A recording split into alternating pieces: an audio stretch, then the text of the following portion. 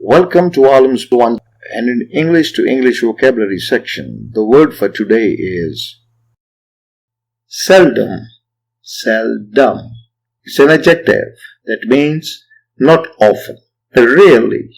Like we say, she is always regular in the class and seldom remained absent. He is not a habitual smoker and seldom smokes. You can excuse him this time, as he seldom does so.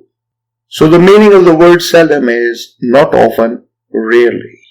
If you have understood the meaning of the word, then please try to make a sentence or two and write it in the comment sections below so that you can remember it for a longer duration. If you have learned something from this video, then please do like and share it with your friends.